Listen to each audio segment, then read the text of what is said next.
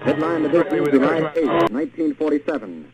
The Army Air Forces has announced that a flying disc has been found and is now in the possession of the Army. Army officers say the missile found...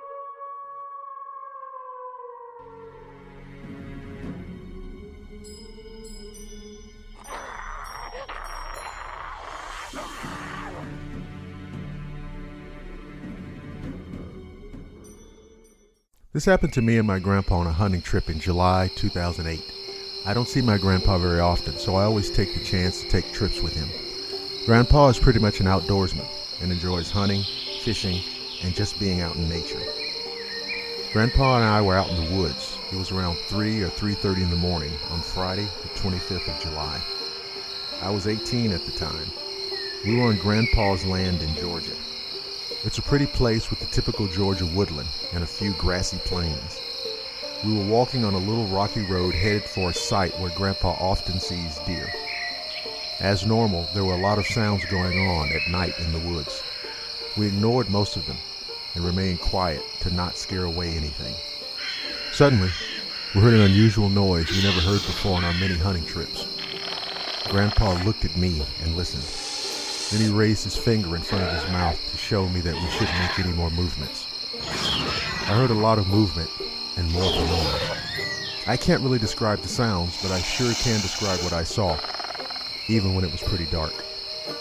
We just kept listening to the sounds as suddenly something came walking slowly out of the bushes and onto the road maybe 150 yards in front of us. My eyes got really big, and at that moment, I wasn't even scared, just amazed to see this creature. We didn't move. Now, as crazy as it sounds, it looked just like the velociraptor from the popular Jurassic Park movies. I just froze. I thought things like that lived many millions of years ago. It had a long, stiff tail, walked on 2 feet, and had short arms. It looked lizard-like and had a huge claw on both of its feet and smaller claws on its arms. Since the creature appeared to us that it could run fast, we decided to just not move at all. It raised its head in the air, and it seemed like it was smelling the air. I estimate its height around 5 feet at the shoulders. After sniffing the air, it made these sounds again and turned around and ran off into the bushes. Grandpa and I waited until we felt safe again, and then quietly made our way back to the truck and drove home. In the truck, we talked to each other about what we had seen, and decided to not tell it to Grandma because she would think we were crazy. I never believed in stuff like ghosts and creatures and paranormal stuff, and I still don't believe in ghosts. But since that encounter, I believe in creatures that science doesn't know about.